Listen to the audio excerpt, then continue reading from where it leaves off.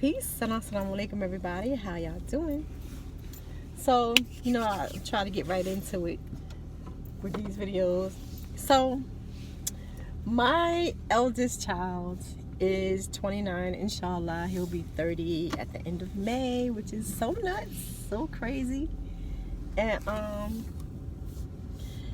he just out the blue sent me a text. First of all, let me say, we have a very close relationship. We've always had a really close relationship. And that, I remember when he was little, before I got married, and actually, both of my marriages, men have always had a problem with my relationship with my son, which is so nuts. That tells you a lot, I guess, about the people, right?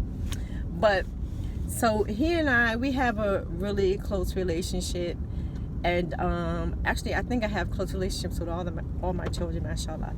But so he sent me a text out the blue yesterday apologizing for some of his, early teen behavior that had us, I used to bust him up a little bit, but my understanding of parenting at the time, which is what this video is going to be about, inshallah. The information I was getting at the time about parenting, that's what you do for boys. Like, you gotta be tough on boys and all this. And like, you're a girl, he sees you as a girl at this age, his mom, and like all this kind of stuff.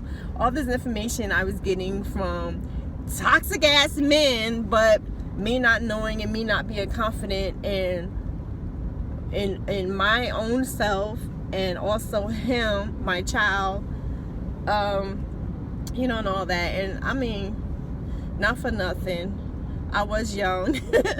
And actually that's really the point my son was making yesterday, because when he sent that to me apologizing, my response to him was an apology to him for me not protecting him the way that I should have, and all this sort of thing.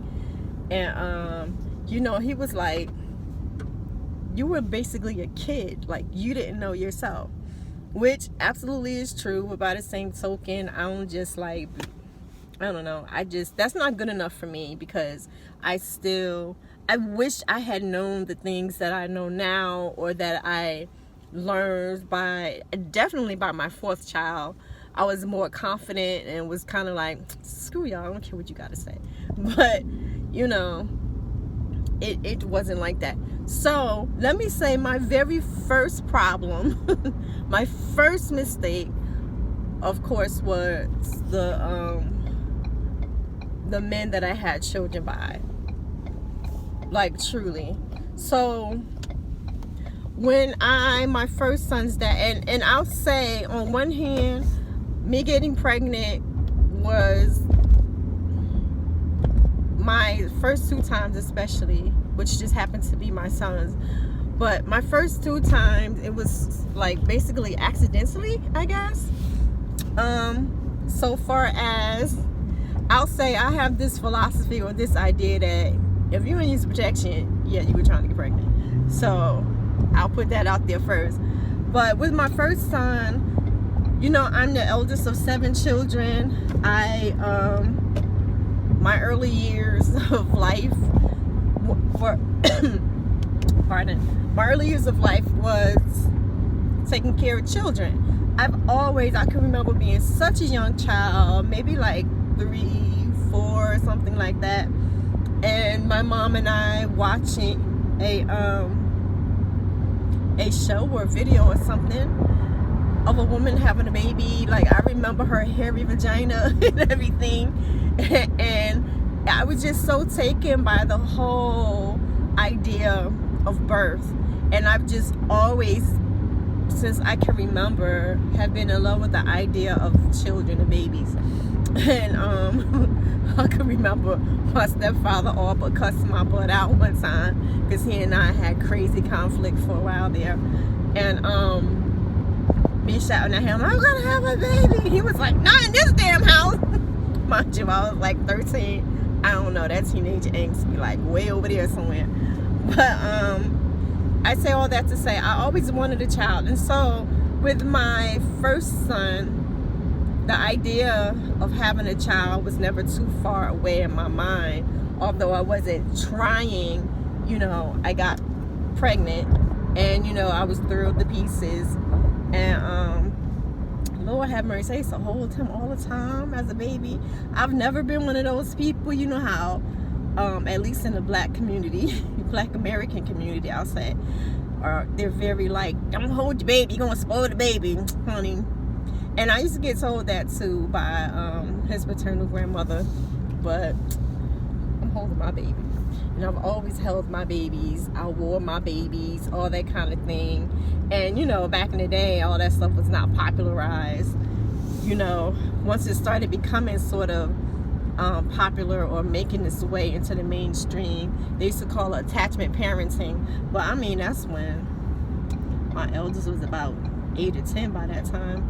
But that was just always something I did. And so anyway, I was always really fighting against my true nature and how I wanted to truly parent versus what society, and by society I mean again black American community, because I grew up black in black American,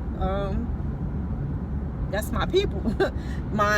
Everyone who I was around were black, even if they were like native or like Afro-Native, they were still, all my Afro-Native friends came up stupid like African. I mean, like paintings, sculptures, everything. But anyway, because nobody was talking about being native and it wasn't cool. Even now people are like, oh, you native. Just because you don't know who you are don't mean I don't know who the hell I am. But I digress. So with my children, and my eldest son in particular, because he was the first one and I definitely didn't know anything. And see, my mother was very, very touchy, kissy, singing to us and making up those little mommy songs and things like that. So I mean, that was normal to me. But people that I was around, apparently they didn't get that or something, because it was just like, you about to make the boy a sissy, you know what I mean? And so, I allowed myself to feed into all these ideas of what it is to raise a black boy in particular, but how to raise children. And so while I stuck to my guns about certain things, like not fascinating, and when the eldest, again especially when he was growing up, we were vegan and things like that, it was not cool back in the day to do all those things. And so and then eventually I started homeschooling him when he was 6. All those things, none of those things that are cool now were cool back then at all. And so I just kind of allowed myself to buy into this idea of I had to be harsh with him, and that I could not raise him on my own. I could not properly raise or successfully raise a black boy on my own. And so I ended up being with men who would, as I said earlier, they were jealous of my relationship with him. And I mean, it truly showed, especially with my first marriage. My son had a very, very, very difficult time. And as women, I don't know about women nowadays, I assume it's the same, because but as a woman, I found myself caught in the middle of trying to be there for my son, which again, I was not confident that I knew anything about raising a black boy, and pleasing my husband, and plus quieting him up, because he was, I don't say too many, I don't want to say too many things that may appear to be negative about him, because he is the father of 2 of my children. but it was extremely difficult, you know, at that time. And so, you know, if I could say there's anything that I totally regret in raising up my children, it would be not, especially again for my eldest child, it would be not protecting him better, not being more confident in my own parenting skills, not going with my spirit and heart and intuition in raising him. Because what has happened is that now he's balanced out. He's almost 30. He's you know, very intellectual, and you know, he's a smart guy. He analyzes things. You know, he's older, so he just sees things differently.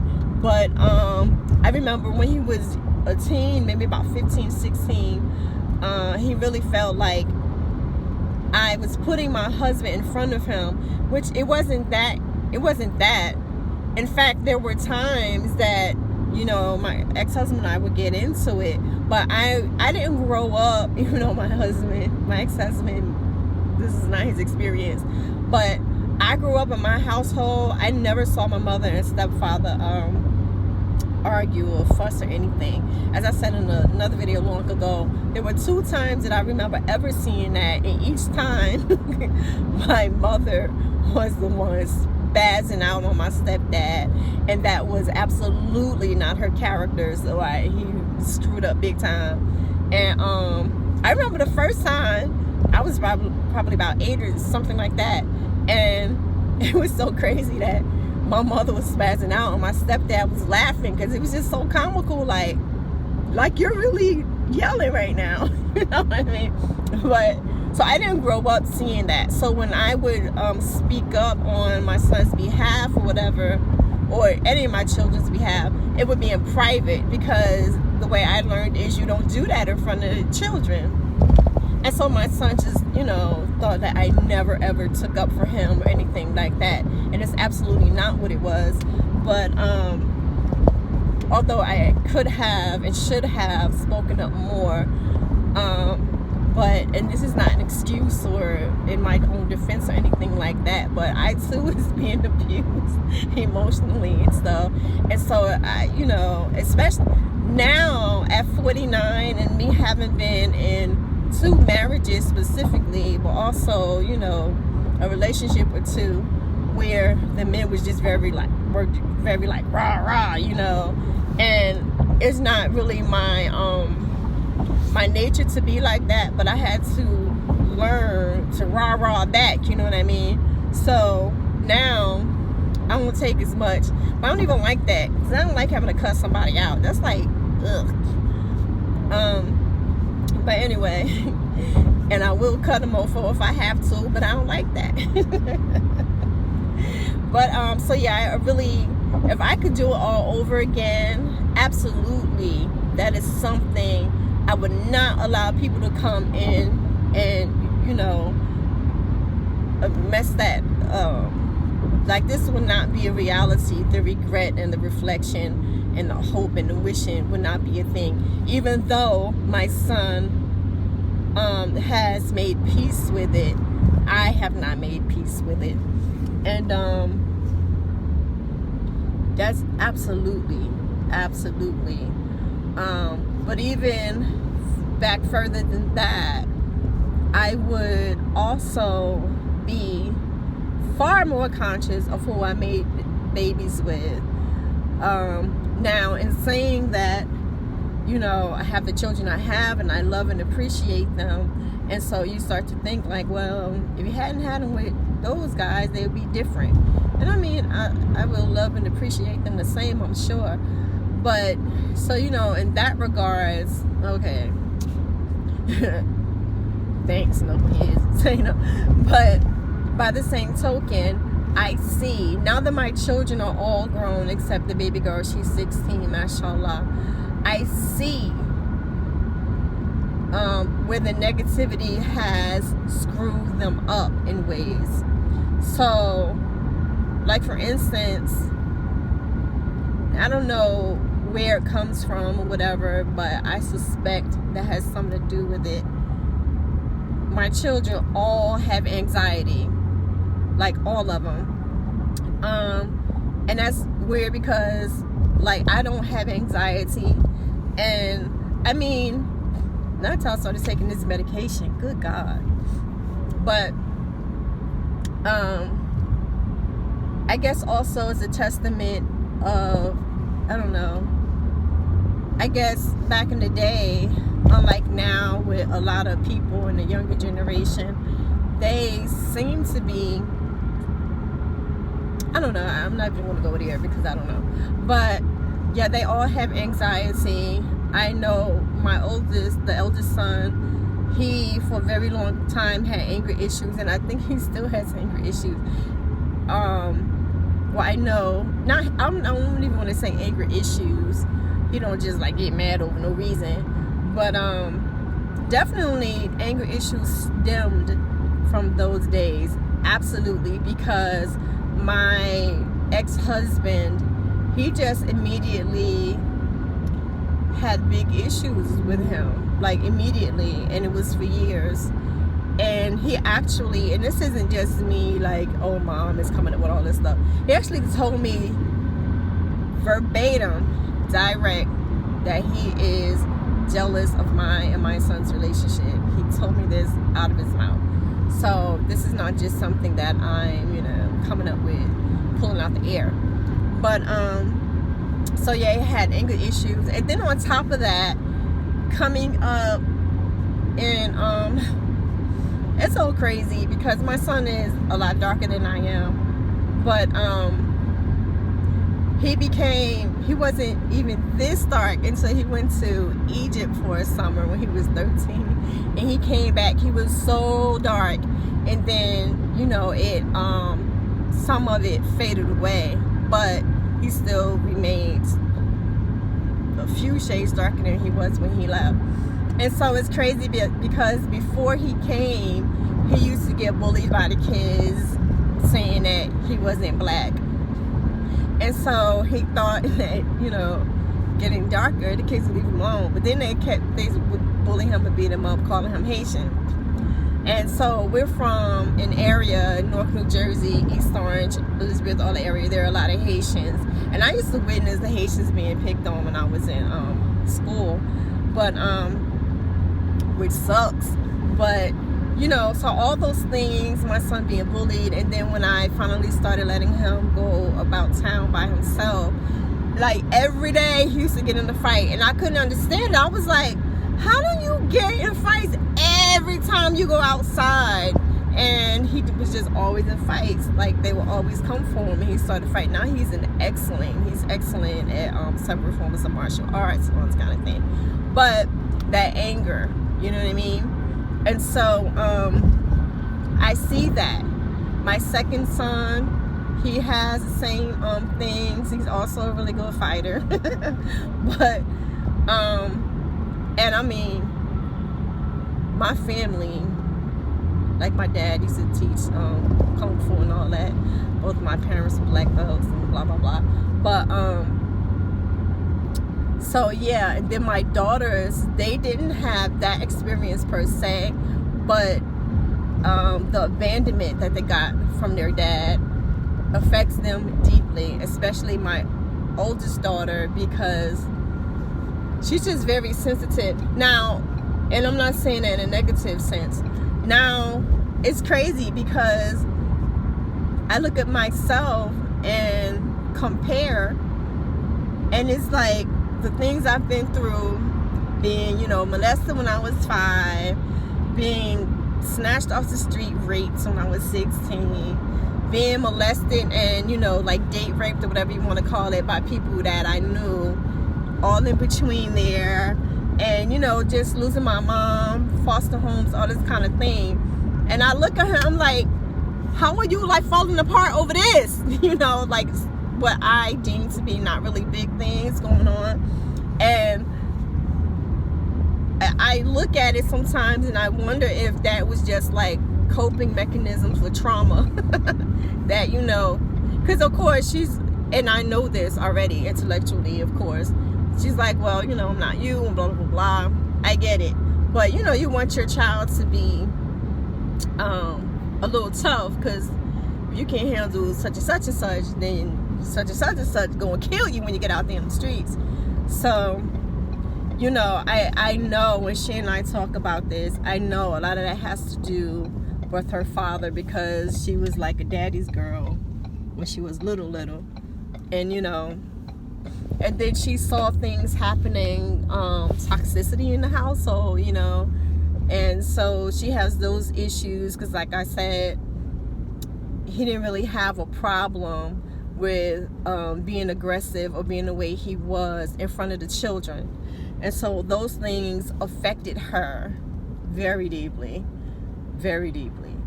And then the baby girl is the abandonment issues, and she didn't really know her dad because he and I were divorced by that time. And so sometimes I wonder if I say too much on this camera, but it's the reality. I don't mind.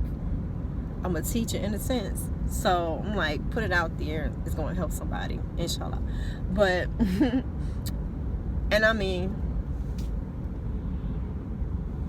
what you gonna do? My story ain't unique. So so she has issues, and so all these things goes back to me making irresponsible choices. Although I was young, I get it, but it doesn't change what is, you know what I'm saying? So I was looking at, who was I listening to yesterday? Oh, it was somebody that on the People's Party, I think it is, Paula Kweli's thing. Is this guy, he's like a black albino looking dude. Dang, I can't remember his name, but I say that as a description because you may have seen it, or it may have come across your Facebook feed or something, so check it out if you can. But he said something, I forget his exact words, but he was saying, like, even if things that happen to you may not have been your fault, okay, like, you can get that, probably wasn't. And oftentimes it's because whoever did such and such to you is because that's what was done to them. They didn't necessarily know any better either. Like, I don't think my ex-husband necessarily meant to be the way he was all the time. It's how he was raised, you know what I'm saying? And that's something that my son is pointing out too. Like, he wasn't so far from, slavery, not slavery itself, but like his grandparents might have been slaves and stuff like that. So there's all this trauma Black American people have is like so crazy, and it's I don't know, it's just so crazy.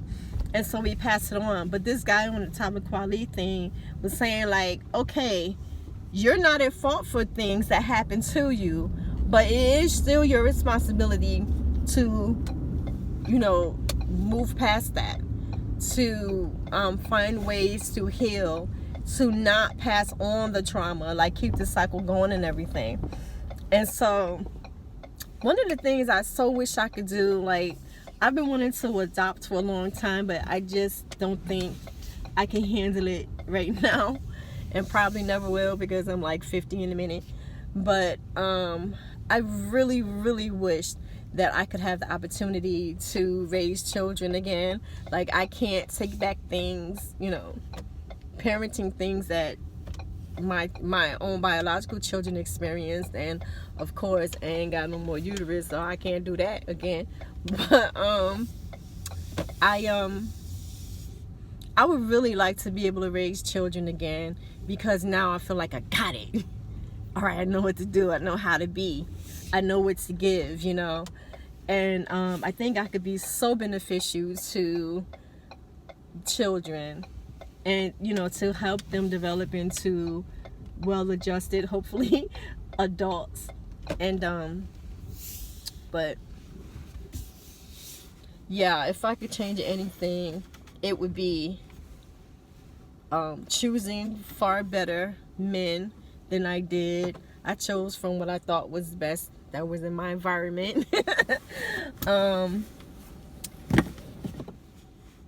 that speaking up for them more, like I said, or not even having them in situations where I had to speak up for them. Because one of my issues now, even like with finding a life partner, is partner being the operative word. It's so hard out here. Like, cats just ain't trying to get down like that no more, it seems.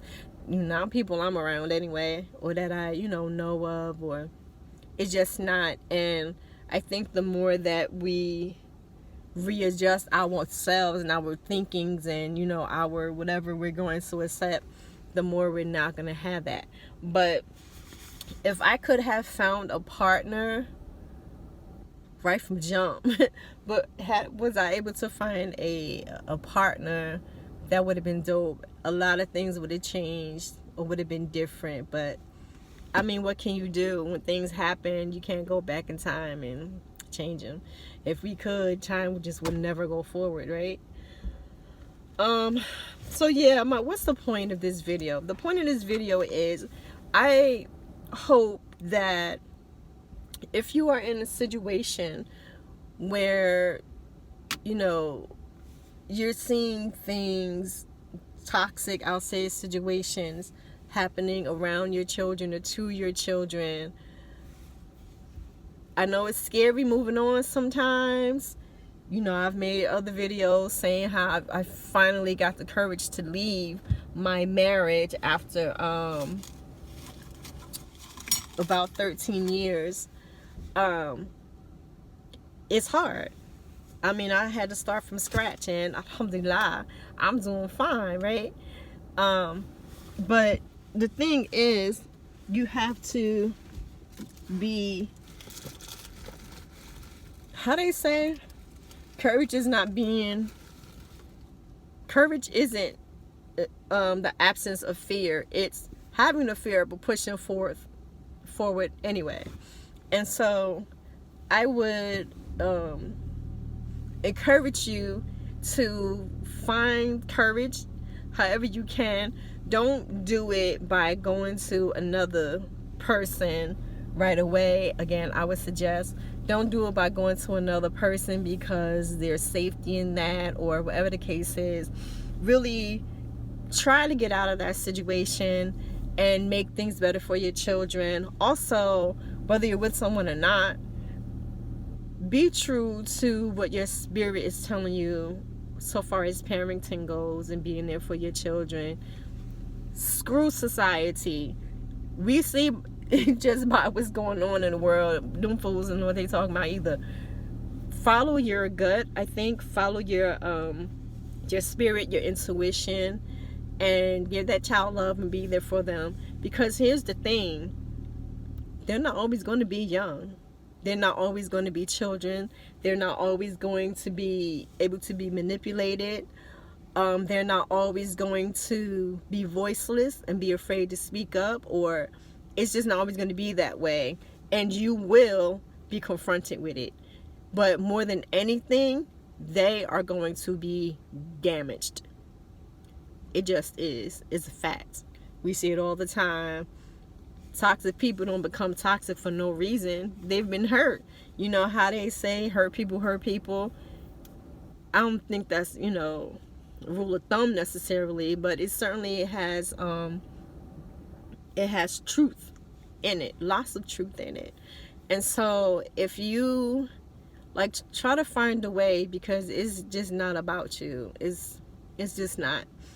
And I think when you are moving in a space where, once you get out of a situation, again, it may be very scary, it may be very challenging, but once you make that step and you're in it, you just keep moving like you do any other time, and you find a way. I mean, we've been finding our way for thousands and thousands of years.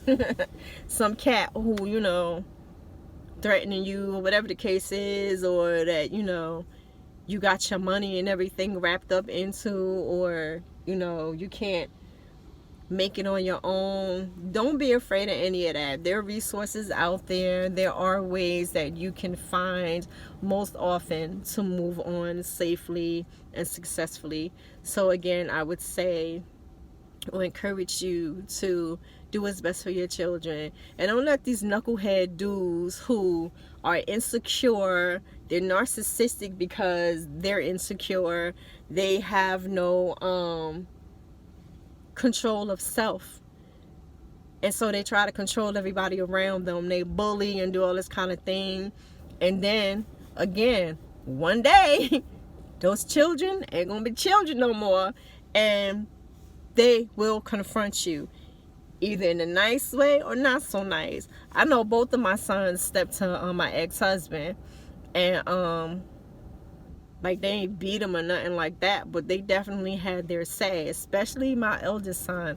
And even with them having their say, it was freeing for them, but for me it was heart-wrenching because it was necessary. And at the end of the day, regardless of my age, regardless of my inexperience, regardless to what, and I will say in defense of myself, I was trying to make the right decisions. I thought I was making the right decisions. My first son's dad, I got with him when I was 17. I had my son when I was 19.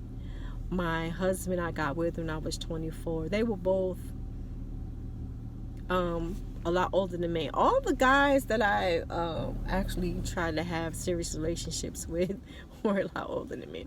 But you know, and yeah, you know, my mother wasn't alive. The women in my family, they had horrible experiences with relationships. You know, I don't know. I'm talking out loud as I'm trying to work through this in my mind. How do you know as a young person? And biologically, I mean, your body is like, yo, let's get some baby up in here, fertilizer, let's do this. But I don't know. I don't have the answers. but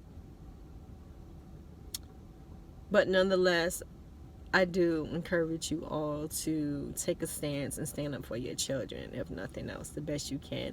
And now there's so many good resources out there, and it probably was when I was growing up, you know, raising my children too, that I wasn't aware of. But yeah, handle that. All right, I'm going to get me some not good for me food so I can go home and study. Peace. Assalamu alaikum. Have a great day.